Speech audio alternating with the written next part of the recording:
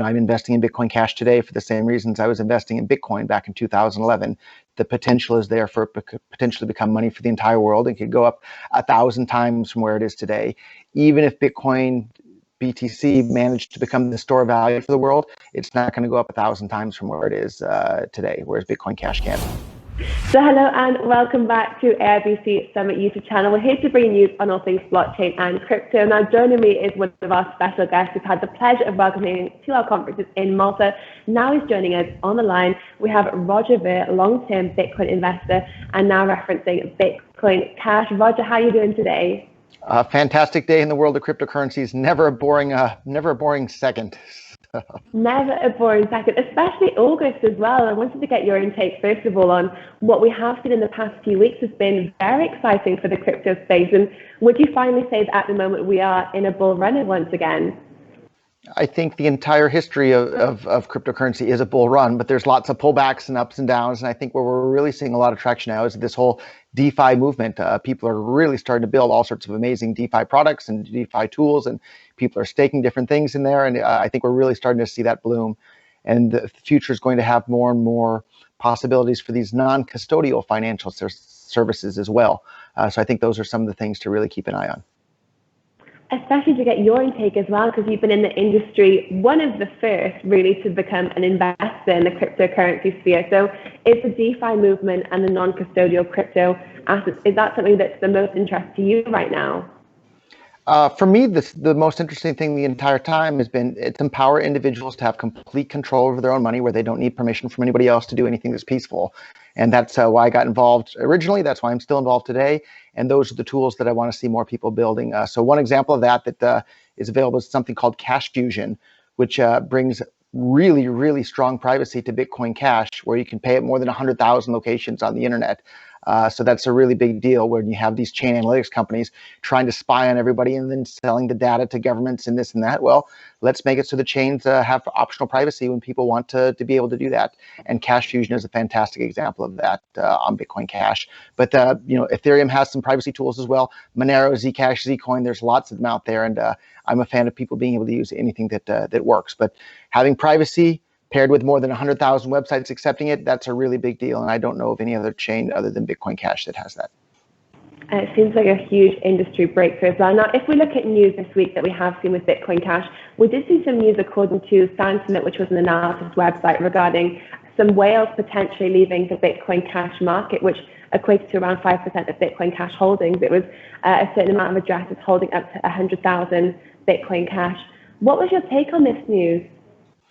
So if they're just drawing conclusions that might not be accurate there. So what it could be is maybe whales are, loaning out their Bitcoin Cash to do something else. Maybe they're, doing who knows what, right? Sort of investment. Maybe they're building some sort of something or other with it. But let's say their assumption is correct that like whales have left like some Bitcoin Cash and sold it off. Well, that means that Bitcoin Cash is now more decentralized and more people around the world are holding it. And so there's a more even distribution of holders around the world, which wouldn't necessarily be a bad thing either. So, but I'm not really convinced that their conclusion is accurate. It might be, but we just plain don't know. And from a price speculation standpoint, because for people that may be holding Bitcoin Cash, you've always been such an advocate that actually holding of cryptocurrency defeats the whole point. Anyway, it should be circulated and in motion. So if this news that we have seen some sentiment or speculation, as you said, would you say it's actually quite good news for the industry? Well, I think the holding and the spending are two sides of the same coin. The only reason same coin, so to speak. The only reason you would want to hold something is so that you can spend it later, right? So that's why you save a bunch of your money in dollars or euros or yen, is so you can spend that money later. When you invest in something, it's because you're going to get back more money later, or you're going to be able to use it in the meantime, in the case of a house or a building or something like that. So the same is true of cryptocurrencies. If you take away their ability to be spent, you take away the incentive for people to want to hold them. So I'm holding lots of Bitcoin Cash and holding lots of other cryptocurrencies because I think and hope that I'll be able to spend them later on. And if you take away my possibility of being able to spend them later on, you've taken away my reason to be able to hold them today. And so I think that those are just literally two sides of the same digital coin there. And they're both incredibly important, but the spendability is what drives the incentive for people to want to hold the asset.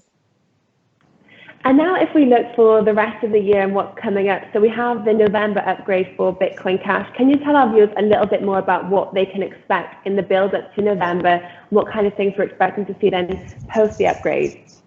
Yeah, this is actually kind of a little bit of a boring upgrade at this point. So the main thing that's going to be adjusted is the mining difficulty adjustment algorithm, and that should smooth out the block time so that they're about 10 minutes on average, whereas over the last couple of months here, the blocks can come very close together and then be spaced apart, and that's not as convenient for merchants or people trying to transact in commerce on top of Bitcoin Cash. So that's the main thing that we'll see improved in this next update coming on November 15th. And last time we saw kind of a big momentum move from Bitcoin Cash when it came to the fork a few years back. It did become quite a big social media momentum and frenzy. Are you expecting something to be a little bit more structured this time around?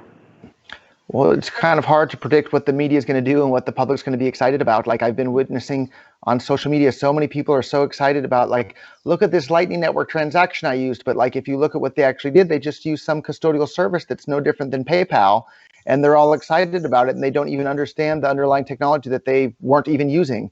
But yet so many people are excited about this, and it's really, really shocking and disappointing to me. And I wish more people would spend a little bit of time to understand what it is that they're promoting on social media or raving to their friends about. And so, another fantastic tool that I've been doing around here in Antigua is I printed up a bunch of physical Bitcoin Cash gifts, and I think I gave some away the last time I was on your show here.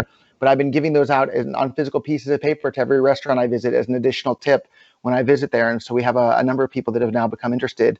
In fact, one guy's done a bunch of trades since then. So it's really been interesting to see the adoption spreading. And so I think that's a really powerful tool, spreading cryptocurrency. So if people haven't played around with gifts.bitcoin.com, I'd love them to be able to check it out. And Halloween's not that far away. You can give Bitcoin Cash to every single trick-or-treater that comes to your door. And any of the ones that don't bother to claim it, the Bitcoin Cash will come right back to you automatically after 30 days. So I think Halloween's a fantastic opportunity to spread more cryptocurrency adoption.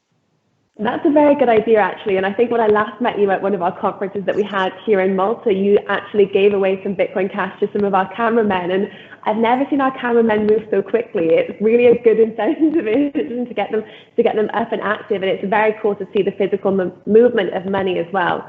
And I want to ask you as well, because I think so many people in this industry really acknowledge you as being such an investor, and you're able to acknowledge trends, movements, and exciting impacts about the industry, where things are heading.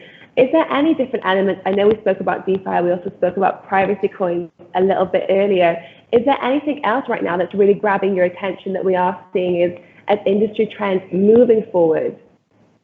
Yeah, I think the stablecoin market cap and usage around the world is getting bigger and bigger. And when we see things like Tether and USD coin, really, Tether on most days has more volume than Bitcoin in terms of trade volume. And so Tether is just issued by some private company.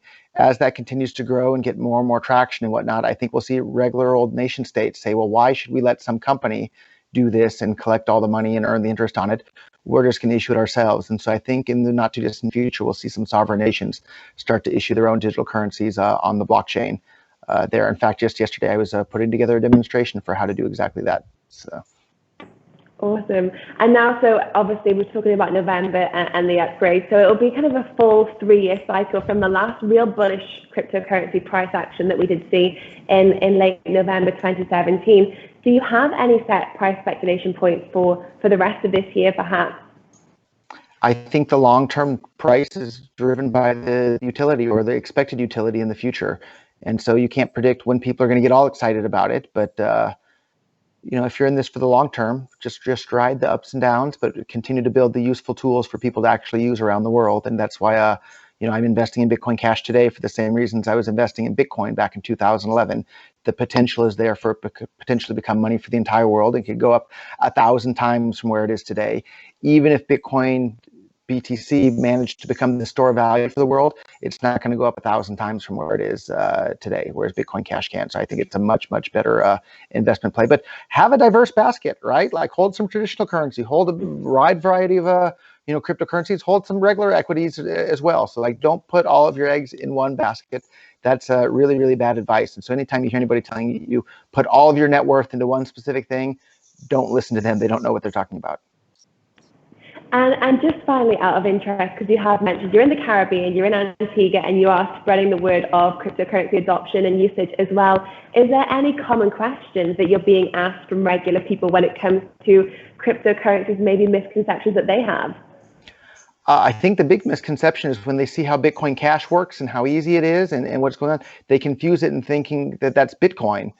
Because they've read about Bitcoin and they thought it was a digital currency, and I have to explain to them, no, Bitcoin doesn't work any longer. It would be, $5, $6, $7 per transaction on the Bitcoin network at the moment. We're using Bitcoin Cash, and they're kind of confusing. They're like, well, why are there two, right? And then that opens a whole other can of worms. And I tell them, well, basically, I'll explain it all to you if you'd like, but in the long story short, you don't have to worry about it. Just use whatever is useful to you in your life. And if it's Bitcoin Cash, great. If it's something else, that's fine too. And then I tell them about purse.io, where they can save 20% on every purchase from Amazon. And they say, okay, great. I can't wait to do that. And then actually, the owner of the restaurant we set up the other day, his next question after we explained everything to him is, how can I buy more? So he was definitely convinced. So. Fantastic. Well, Roger, thank you so much. It was always a pleasure to catch up and hear some of your insights. Looking forward to catching up again very soon, and enjoy the rest of your stay in Antigua. And remember, cryptocurrencies are COVID safe, right? Because you don't have to touch anybody to send or receive those payments. But I do look forward to seeing you in person the next time in Malta. Fantastic. Thank you so much. That's all for myself and Roger. We'd love to hear how you found the segment. So share your thoughts with us.